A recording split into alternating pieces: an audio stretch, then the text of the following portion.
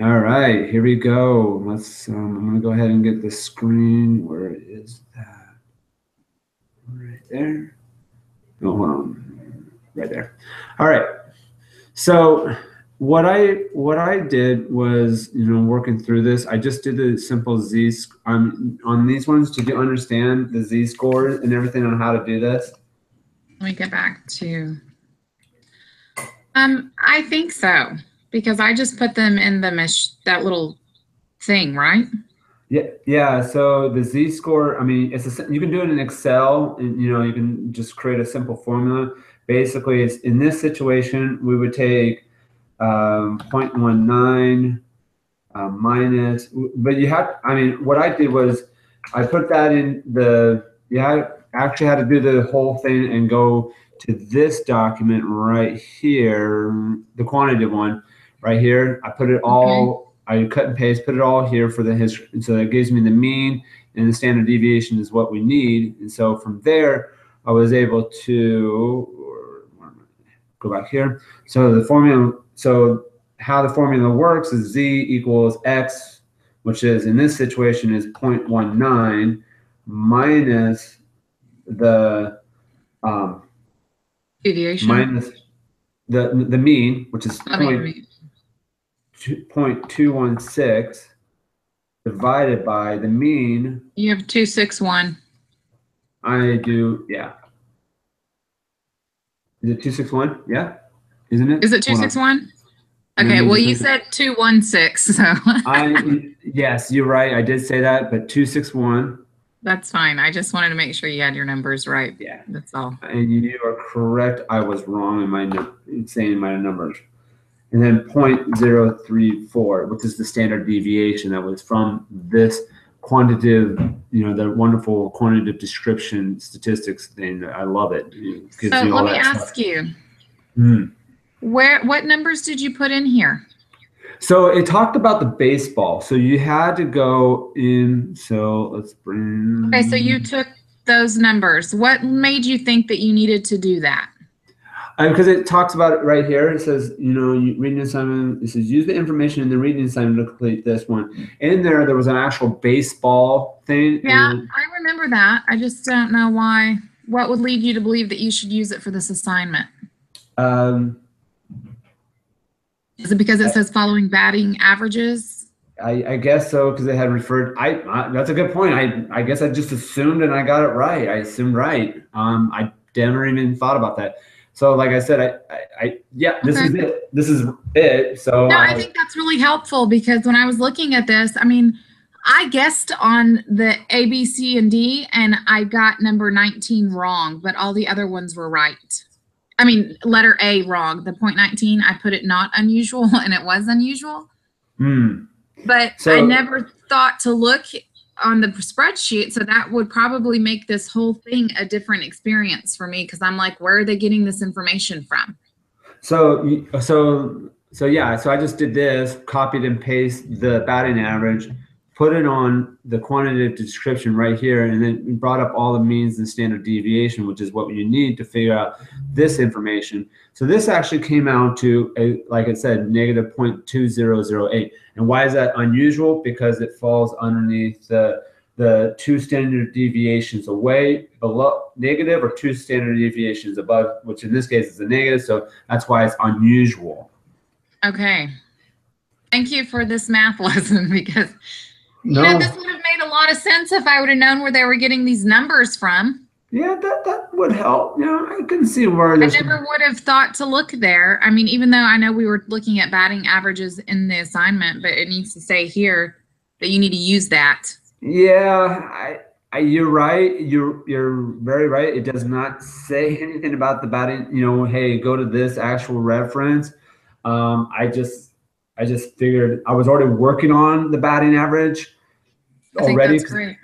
So I was like, oh, it just happened to have the same information I was already looking for. All right. So this one, so doing this, find the probability that a randomly selected professional baseball player will have a batting average that is greater than 0.335. So this one I didn't know how to do this one. This one, the probability that a randomly selected professional baseball player will have a batting average that is greater than. I think this is the. Hold on. So in the actual thing, it talked about. No. Okay. Where are we? Okay. In the video, it actually went to. It talked about this guy. Hold on, wrong one. Where is it? There it is. So this is the normal applet. It's in the actual assignment. You push on it and clicks, and it's here, and this will help you. So this is the Z-score. So finding the batting average that's greater than 0.335. So the area.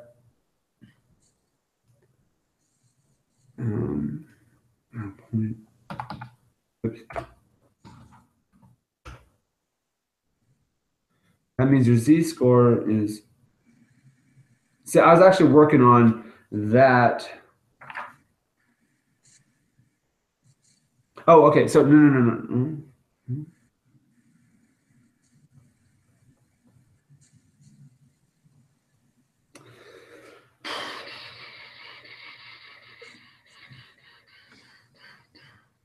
I wish I could be helpful. No, finding the probability that. Hold on. Is that 0.335 the actual Z-score? That is the batting average, actually, is greater than that. So I hadn't quite worked that out. So there will be some understanding of that in this. All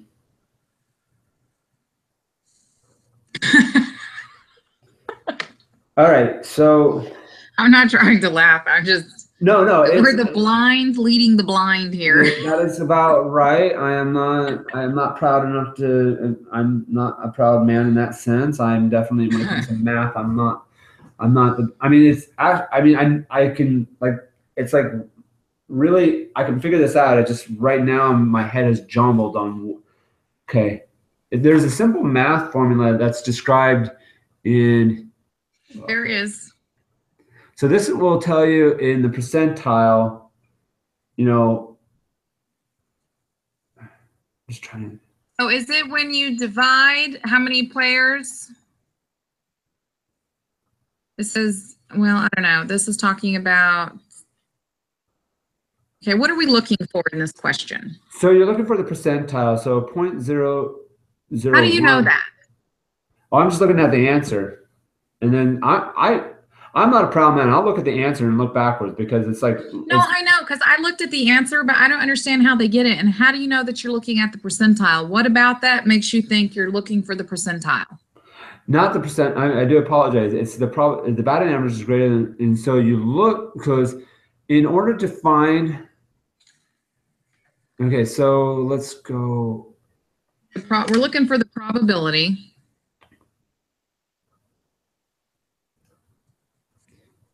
So converting the probability right there is converting the Z-scores into a probability. Okay, is that what we're doing? So what it is you gotta. So you take this 0.335, and then. Okay, hold on. I think I might be able to get this. Hold on. I got a formula. Okay. Got a formula for this. Hold on. Let's go here. Nope. Is that not the formula at the bottom of the page? Which one? Yeah. The one. But I actually have it in Excel, so I can just push it. Oh. Okay. I'm just pushing a number. I understand. Where is that one?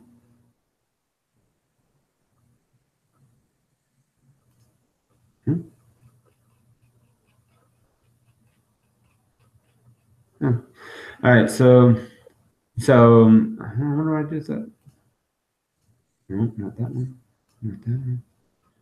All right. So what I do is I'm trying to find the Z-score. So the Z-score is, I'm trying to find it. So I'm going to take 0.335. minus 2.61, which is the standard deviation. I mean, the mean. Okay. Oops, I gotta go.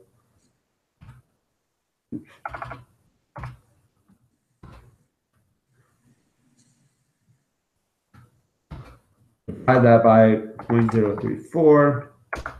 So we're now 2.13. Okay, so I was working on this. Hold on. Okay, let's go.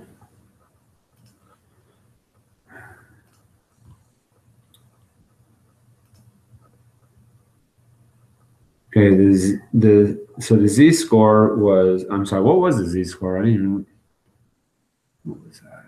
Was it not 335? Was it 335? Like I can't remember I can't remember a decimal. 2.1. Was that the z-score? Oh, okay. So so we found the z-score. Okay, so 2.118. We'll just do 0.18. Okay, 2.18. No, sorry, 2. Yeah. Okay, there's the z-scores. Now, what's the answer?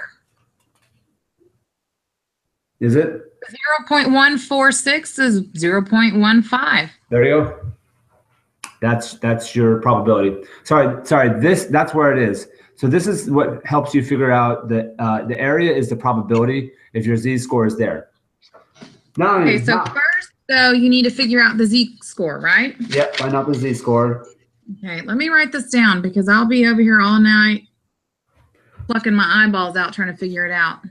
But you definitely need to open this up. It's in the assignment, the applet. I used the applet, but I'm telling you, the questions are very vague, and I would never have thought, oh, I need to find the z-score first, and then put it in the applet. Mm-hmm. Yeah, I didn't know what it meant either until I did the assignment. Okay. Well, when I started it, I went through it and I did all the ones that I thought were easy, you know? Uh-huh. Then I came back to the ones I'm like, that doesn't tell me anything because what is the probability? I mean, I'm thinking since we started this chapter or this week, we've been taught how to find the probability several different ways. So I'm like, well, how am I supposed to find the probability? But I needed this information, so thank you. Not a problem. All right, so I'm sorry. The next questions are pretty relative. I mean, brief description of normal density curve, describe the shape, and it's like it's symmetrical, has a bell shape. It's determined by a mean and standard deviation. That's what it reads. Yes. The z, the formula which stable the z is the standard deviation away from the certain observation. The x is the variable. The whatever that squiggly. I don't know what these mean. Yeah, I mean, I know what they stand for. I just don't know how to say what it is. That's a mean, the symbol for mean, and the next one. Okay, the x is the variable point. It's taken from a random process with mean, which is y, and standard deviation is that O thing. Yeah. Yeah, I don't explain that properly, but that's what they stand for to me. Yeah. So I mean, no, you're right. I mean, it's just how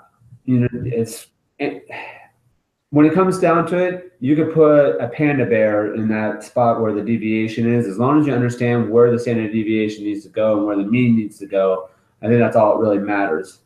I mean, maybe I'm wrong on that, but I just figured that's what it means. That Z stands for the area to which it is away from the actual the standard deviation away from the means. Then you have the variable factors minus the mean over the standard deviation.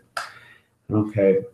And then the 60, 95, 99, 97 is the rule to which all standard deviations are from. 68 is the 68 percentile is 1 standard deviation away, 95 is 2 standard deviation, and 99.7 is where it's 2 standard deviations are away. Yes. And then 6, empirical rule. What's that? It says the empirical rule. Oh, okay. That's what it says in the book. That's what I remember because I was thinking of empire. Oh, okay. Okay.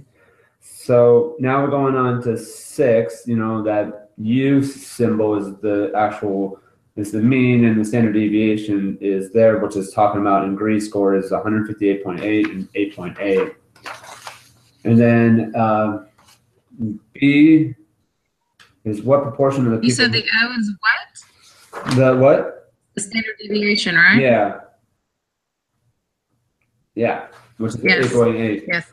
What proportion of people who take the quantitative portion agree will score above 168? Again, we have to figure out the standard deviation from this is 165 minus 158 minus over 8.8 comes up to z-score 1.61, and then you apply it. Wait. You said the 165 minus what? 158.8 over 150.8. Yeah, sorry, 158 150.8. No, it's okay. I just want to make sure that I'm following you. You're not doing anything wrong. You can take your time. You can hurry up and get out of here. I don't care. I'm just saying, I just want to make sure that I know, because I'm trying to write this down so that later I can follow what I'm. And then you're going to divide it by 8.8? Mm-hmm. And so, like I said, I just use an Excel formula to do it for me. So it does it. Yeah. And then it comes out to 1.61, which is in this in the actual thing. And then you put that again here in the applet. Mm-hmm. And then either negative or whatever, and then it'll come out, and the area is the actual probability. No. No. Yes, you're right. So put in that number, 1.61.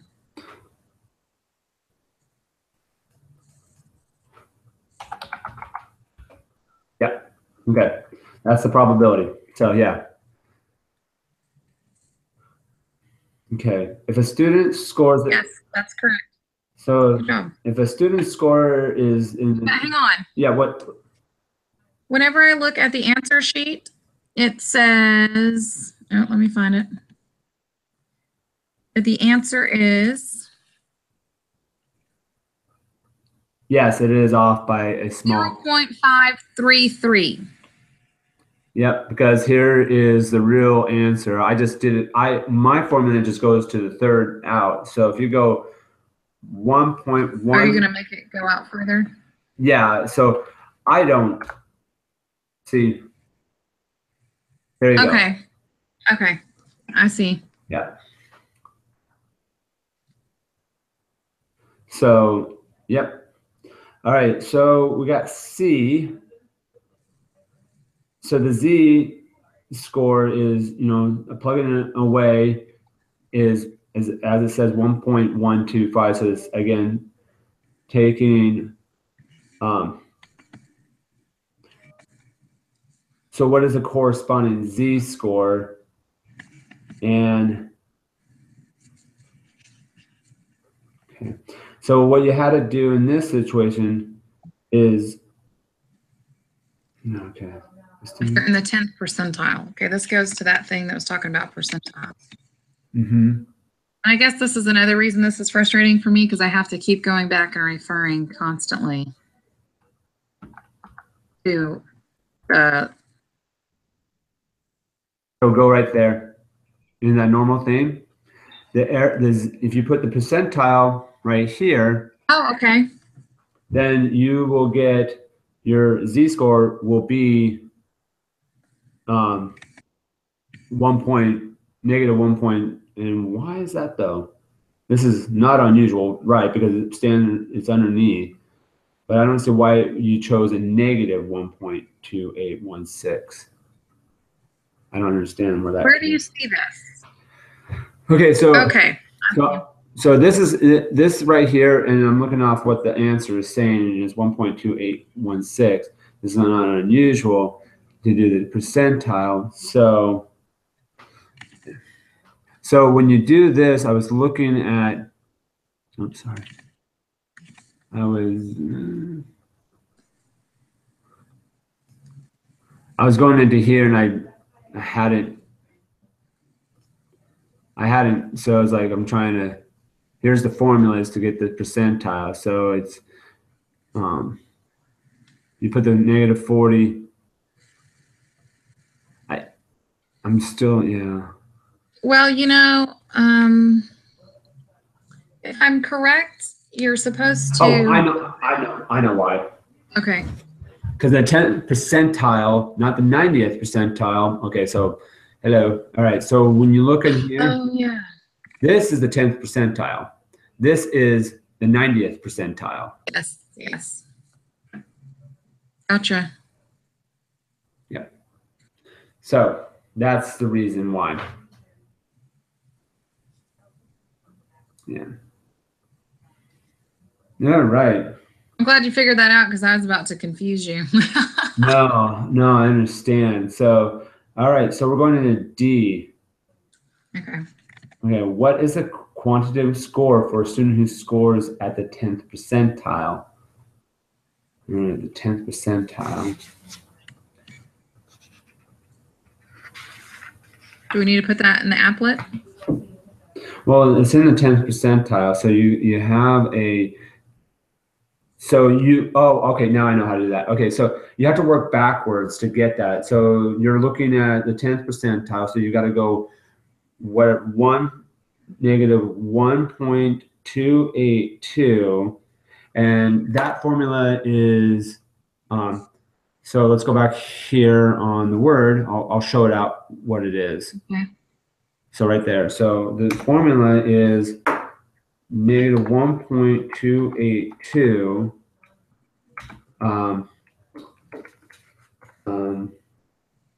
times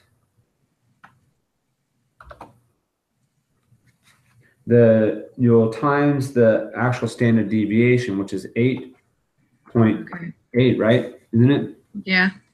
8.8 plus 158. 158. So that comes out to, so hold on, I can do that.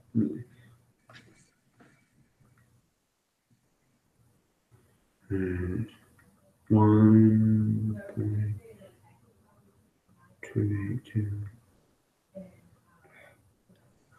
1.282 times 8.8 equals plus 150.8, which is 139.5, which is what if I'm correct, that's the answer. So which is rounds it to 140. So this equals 139.5. There you go. Okay. All right. So the U on this one is 1800, and then you go 600. What is the probability that a random particle has a speed over 2500? So you have to find the Z on this. So the Z is, hold on, let's go to my formula thing there.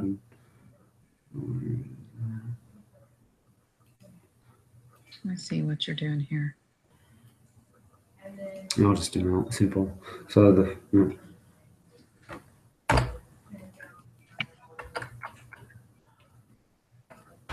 right, so the formula equals 2500.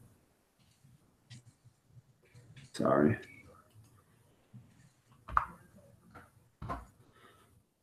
Minus 1800, which is the mean, divided by 600. There you go, which is what it is right there. Right? Okay. Yeah, it's 1.167. So we'll go on to that applet, make my life easier. I'm not going to try to do all this. And the applet is a positive. What did I say? 1.1. 1.1667. 667. That comes out to Um, okay, so Well, that's C. yeah, so you do that. It said because it's saying what is the probability that is over 2,500. So Yeah. anything so there's your area. That is the 12.16. And then it says the next question is what is the probability that is less? So that would be. So B is wrong. What's that? C is, wait, hold on. Oh no, sorry. Go ahead. Yeah, I guess you didn't hit enter yet. Sorry. All right. So the next one is you can either do one of two things from here. You can take 1 minus this and get the answer, or you can just simply do this. Okay. Oh, sorry. I got it. And there's your answer for because it says less. Uh-huh. All right. What is the probability that random select has it then less than 2,500? What is it? Oh, 1,500. So you just take it, and instead of 2,500, you just do the same formula in there. The 1,500. Yeah, 1,500, which comes out to 1,500 minus 1,800 divided by 600 is your z-score. Your z-score will come out to being negative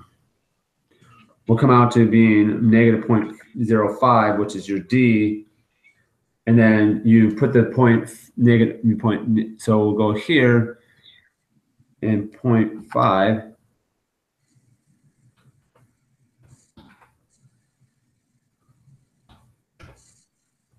So there you go. Then your probability is now 0.38, basically 31%. Okay. And then it says, what is the probability that random selecting has a speed that is between 1,500 and 2,500? So you would take this score, which was how much again? What was that score again? I can't remember. That one was 1.16. 1.1667. That does not work. Yeah, it must be the wrong number. Yes. It was 0.1217. Right? Oh, yeah. Okay. So you just basically, all you're doing is taking the number 0.8783. That's less than. So everything here.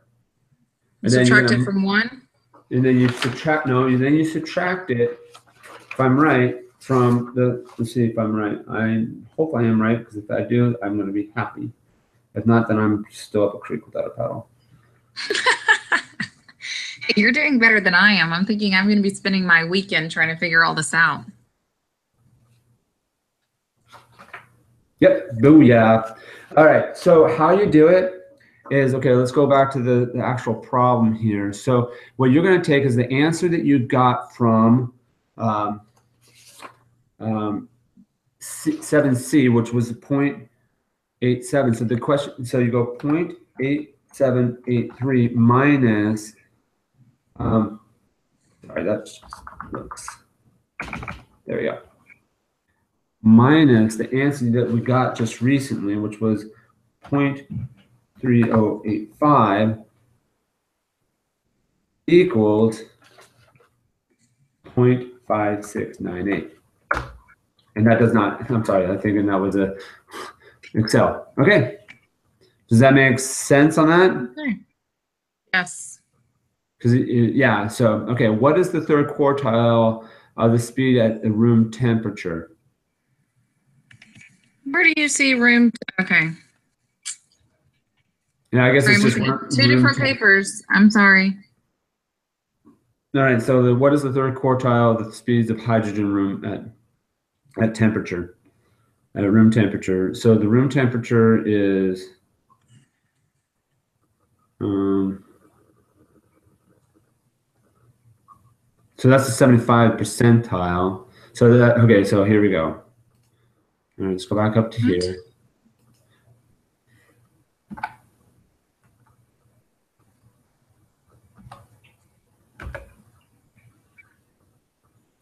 Okay. So now we know the Z. So now we know the Z score. So we have the Z score. So we got to go backwards. So we got 75th percentile. So it's a positive. So I'm just 0.674 times 600 plus 1800. I could be totally wrong on this, and I got a feeling I am. No, I might. Plus 1800. Yeah. So okay. So here's what I'm writing. The formula is this. Oops, sorry. Okay. So here's the formula. 0.674, which is what we got here. Okay. That's the Z score. It's 0.75 because that's the 75th percentile. And like I said, my mathematics is not orthodox. I come up. Well, you know what? I don't really care because I am not very good at math, period. So I'm going to plug that in. Times 600 plus comes out to 2204.4, and the answer is 2204.4. Okay, awesome. So does that make sense? Yes, I need to say, where did you get 75th percentile? Third quartile. Okay, gotcha. Yeah. Gotcha. Okay. All right, so we got to look at these. Now we got to look at the actual things and determine whether the data plot are normal, distributed, or not. Record, graph, justify your answers. All right. Well, let me get down there because I think I did a pretty good job on these. Did you? Okay, this one I didn't quite understand what is normal versus not. I don't understand the QQ. Well, so what I think is, like, if you see that gray line in the graph, yeah, it's normal if it just goes up that line. But this line is not, because it kind of squiggles out to the right and out to the left, out to the right at the top and out to the left at the bottom. It doesn't just go straight up. Okay. The line. Okay. So and then kind of the same thing with B. Okay, I see that. But I see.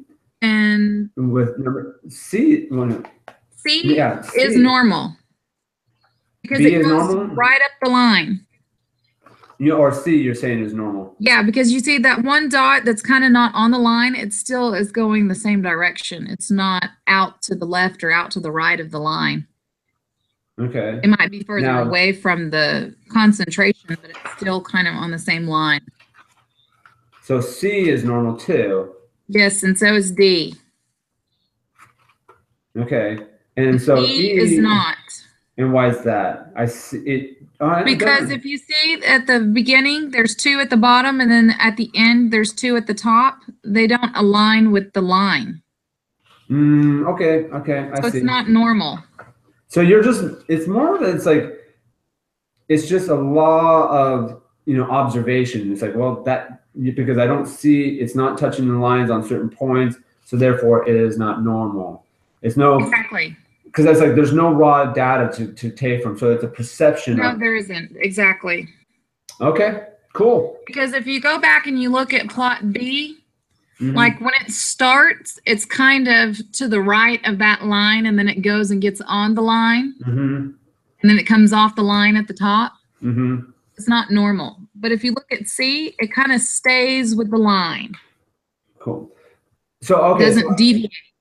All right, so it's basically, it's not the line itself, the horizontal line. Gray line doesn't count. But it gives you a reference point to say, hey, that's okay. So it doesn't matter if it's really straight up or really flat, as long as it gives you that sort of that perception. This is what it's supposed to look like, your Q lines. Yeah. Okay. All right. Look like a line that's straight. It's not curved or not curved. Because, like, if you look at the other ones, some of them look like an S. Like, I think plot A. I mean, it looks like a really crappy S if you're just learning to write. but you can tell because like the top is facing the right and the bottom is facing the left. Mm-hmm.